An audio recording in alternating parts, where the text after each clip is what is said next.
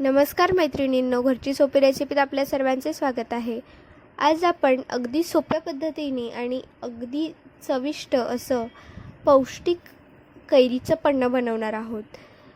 उन्हाळ्याची सुरुवात होताच कैरीचे पन्हं हे नक्कीच बनवा आणि हे पन्हं एकदा ट्राय करून बघितल्यानंतर तुम्ही दरवेळेस अशाच पद्धतीने पन्हं बनवणार याची मला गॅरंटी आहे। त्यामुळे वेळ न घालवता लगेच अशा टेस्टी पन्ह्याला आपण सुरुवात करूया। सर्वात आधी या ठिकाणी बघा, मी कैऱ्या आहेत त्यांना धुवून या ठिकाणी कुकरमध्ये वाफवायला ठेवलेली होती। आता या ठिकाणी मी एक मोठ्या आकाराची कैरी घेतलेली आहे आणि आता आपण थोडं थंड झालं की तिच्यावरचं असं साल अलगद काढून घेणार आहोत। कैरी छान वाफवली गेली की तिची साल अशी लगेच निघते।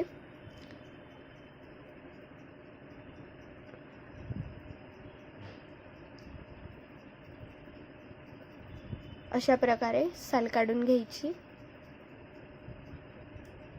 आणि सालीला जेवढा गर लागला असेल तो अशा प्रकारे आपण सुरीने काढून घ्यायचा आहे।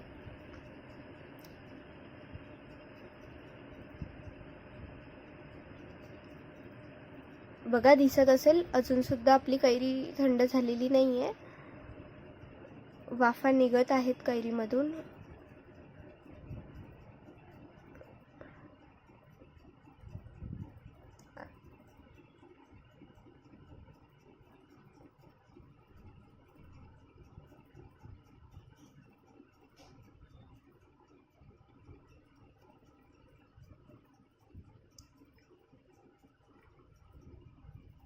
बघा, साल साफ करून झाल्यानंतर अशा प्रकारे आपण कैरीवरचं जो काही गर आहे तो काढून घ्यायचा आहे।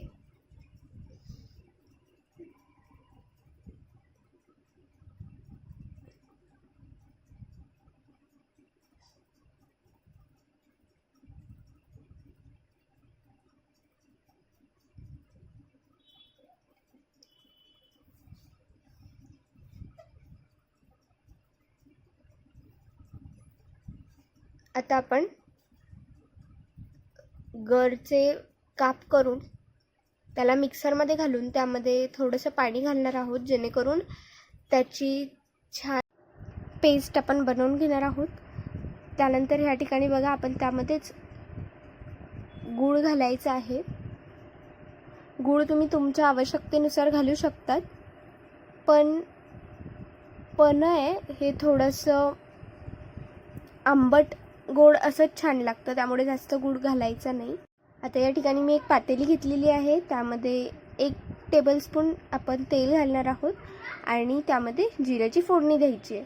आपण तेल फक्त जिऱ्याची फोडणी देण्यापुरतीच घालणार आहोत आणि लगेच आपण त्यामध्ये कैरी आणि गुळची जी प्युरी आहे ती घालून घ्यायची आहे आणि जरासं पाणी घालायचं आहे। याला छान मिक्स करून घ्यायचं आहे।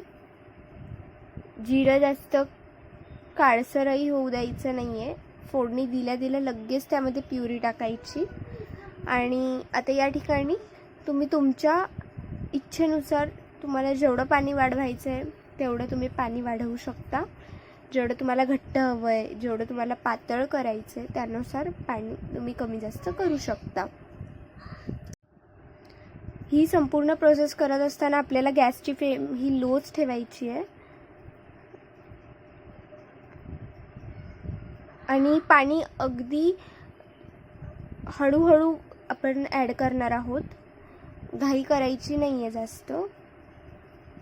आणि आता या ठिकाणी मी जरा टेस्ट करून बघते की काय कमी वाटतंय काय जास्त वाटतंय। तर या ठिकाणी मला आता थोडासा गूळ वाढवावासा वाटत होता, त्यामुळे मी या ठिकाणी गूळ थोडासा वाढवला आहे। तुम्ही टेस्ट करून काय वाढवायचं काय नाही ते बघू शकता। आता या ठिकाणी आपण चवीनुसार मीठ घालायचं आहे, पण हे काळं मीठ घालायचं आहे, आपलं साधं मीठ वापरायचं नाही आहे। आणि सोबत वेलची पूड घालायची आहे आणि आता छान आपल्या पन्ह्याला उकळी येऊ द्यायची आहे। उकळी आल्यानंतर मस्त सर्व करायचं आहे पन्हं आणि आस्वाद घ्यायचा आहे। तर मैत्रिणींनो, रेसिपी कशी वाटली कमेंट करून कळवा. व्हिडिओ आवडला असेल तर व्हिडिओला लाईक करा. चॅनलला सबस्क्राईब केलं नसेल तर सबस्क्राईब करून बेल आयकन प्रेस करा, जेणेकरून नवीन येणाऱ्या व्हिडिओजची नोटिफिकेशन तुम्हाला मिळेल. आणि जास्तीत जास्त जणांना हा व्हिडिओ शेअर करा. धन्यवाद.